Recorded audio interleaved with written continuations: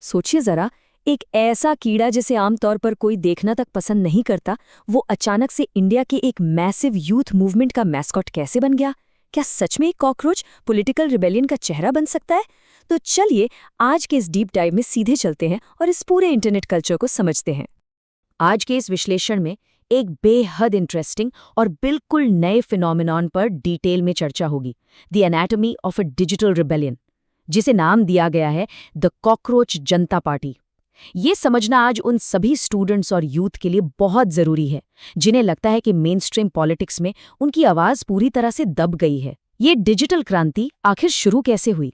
आज हम मुख्य रूप से इन 6 पॉइंट्स पर फोकस करेंगे।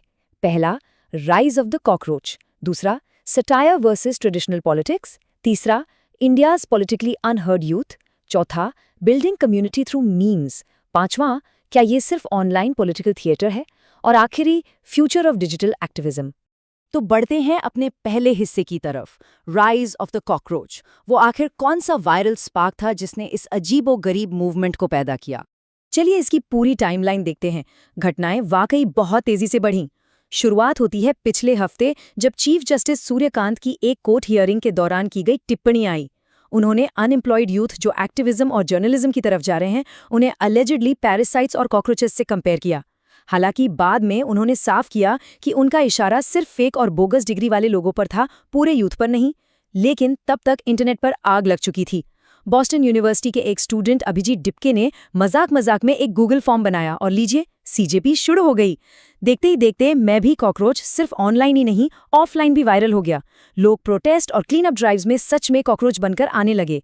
और सबसे हैरान करने वाली बात, उनके इंस्टाग्राम अकाउंट ने सिर्फ कुछ ही दिनों में 10 मिलियन फॉलोअर्स क्रॉस कर लिए। सोचकर देखिए, रूलिंग बीजेपी के भी इंस्टाग्राम पर करीब 8.7 मिलियन फॉलोअर्स हैं।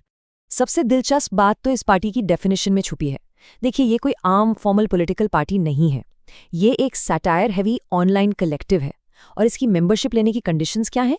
बेरोजगार होना, आलसी होना, क्रॉनिकली ऑनलाइन रहना और हाँ, प्रोफेशनली रैंट करने की काबिलियत होना। ये जो अब्सर्ड और खुद का ही मजाक उड़ाने वाला ह्यूमर है ना, यही दरअसल इस मूवमेंट की सबसे बड़ी ताकत बन गया है। ये ट्रेडिशनल पॉलिटिक्स के बिल्कुल उलट काम कर रहा है। अब आते हैं दूसरे हिस्से पर, सटायर वर्सेस ट्रेडिशनल पॉलिटिक्स। ये नया मूवमेंट हमारी पुरानी पॉलिटिक्स से आखिर कितना अलग है? यहाँ एक क्लियर कॉन्ट्रास्ट दिखता है। एक तरफ हमारी ट्रेडिशनल पॉलिटिकल स्पेक्टिकल है, जिसके हम सब आदी हो चुके हैं, जैसे नेताओं का हिमालय की गुफाओं में ध्यान लगाना या फिर एमएलएज को किसी बस में भरकर किसी महंगे रिजॉर्ट या होटल में छुपाना। और ठीक इसके ऑपोजिट दूसरी तरफ है आज के यूथ की डिजिटल लैंग्वेज। यहाँ आयरनी है, थोड़ी डिस्पेयर है, मीम फॉर्मेट्स हैं, इंटरनेट वाले हैशटैग्स हैं और इंसेक्ट थीम्स चल रही हैं।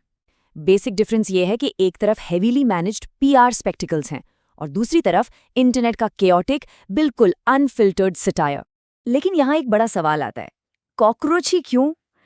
कॉकरोच कोई बहुत हीरोइक या एस्पिरेशनल जीव तो नहीं है ना? लेकिन यहीं इसका सबसे क्रूशियल पॉइंट है। कॉकरोच रिजिलियंट होता है, अडेप्टेबल होता है और चाहे कितनी भी हॉस्टाइल कंडीशंस क्यों ना हो, वो सर्वाइव कर ही जाता है, वो भी बहुत ही लो एक्सपेक्टेशंस के साथ। आज की जनरेशन के लिए जो एक ऐसी इकोनॉमी का सामना कर रही है जहां अच्छी पढ़ाई के बावजूद जॉब सिक्योरिटी नहीं है, वहां एक कॉकरोच का मेटाफर उनके स्ट्रगलिंग और स्टॉल्ड फ्यूचर्स के साथ बिल्कुल परफेक्टली फिट बैठता है। तो चलिए अब तीसरे हिस्से को देखते हैं, इंडियाज पॉलिटिकली अनहर्ड यूथ। इस मजाक और सटायर के पीछे का असल दर्द और फ्रस्ट्रेशन कितना बड़ा है, इसे समझने के लिए हमें इन सीरियस डेमोग्राफिक आंकड़ों पर नजर डालनी होगी। भारत की आबादी करीब 1.4 बिलियन यानी 140 करोड़ है। और क्या आप जानते हैं कि इसमें से लगभग आधी आबादी 30 साल से कम उम्र की है? ये दुनिया की सबसे यंगेस्ट पॉपुलेशंस में से एक है। अगर हम अपने आसपास साउथ एशिया में देखें, जैसे श्रीलंका या बांग्लादेश में, तो हाल ही में वहाँ यूथ लेड प्रोटेस्ट देखे गए हैं जिन्होंने इकोनॉमी और जॉब्स को लेकर पूरी की पूरी सरकारें गिरा दी। इंडिया में हालांकि अभी तक वैसा कुछ नहीं हुआ है, लेकिन अंदर के प्रेशर्स बिल्कुल वही हैं। एक फास्ट ग्रोइंग इकोनॉमी होने के बावजूद इनइक्वालिटी, जॉब्स की कमी और लगातार बढ़ती महंगाई का डर आज के यूथ में साफ दिखाई देता है। और इतनी बड़ी यूथ पॉपुलेशन होने के बाद भी ये आंकड़े देखिए। एक सर्वे बताता है कि लगभग 79% यंग इंडियंस पॉलिटिकल एंगेजमेंट से पूरी तरह दूर रहते हैं। सिर्फ 11% लोग ही किसी फॉर्मल पॉलिटिकल पार्टी के मेंबर हैं। और बाकी बचे 7% का पॉलिटिकल एंगेजमेंट बहुत ही लिमिटेड है। इसका मतलब है कि यहाँ एक बहुत बड़ा स्टैटिस्टिकल गैप है। अगर सीजेपी फाउंडर दीपेंके के शब्दों में कहें तो लोग फ्रस्ट्रेटेड हैं क्योंकि उन्हें लगता है कि सिस्टम में उनकी बात सुनी ही नहीं जा रही।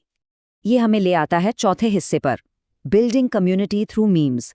जब सदियों पुराने ट्रेडिशनल तरीके फेल होने लगते हैं तब आवाज़ इंटरनेट पर उठती है।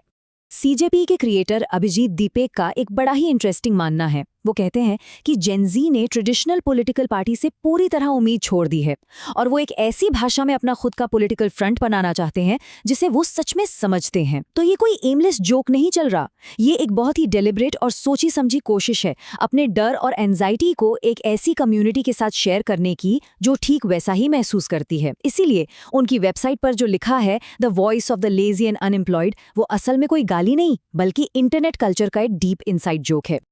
और अब आती है सबसे महत्वपूर्ण बात। इस ह्यूमर और इन सेल्फ डेप्रिकेटिंग जोक्स के ठीक पीछे एक हिडन मैनिफेस्टो काम कर रहा है। ध्यान से देखें तो इनकी मांगों में accountability, media reform, electoral transparency और औरतों के लिए एक्सपैंडेड रिप्रेजेंटेशंस शामिल हैं। यानी इन मीम्स और मजाकों के नीचे करप्शन, इनइक्वालिटी और पॉलिटिकल एलियनेशन जैसी वही पुरानी फेमिलियर फ्रस्ट्रेशंस छिपी हुई हैं।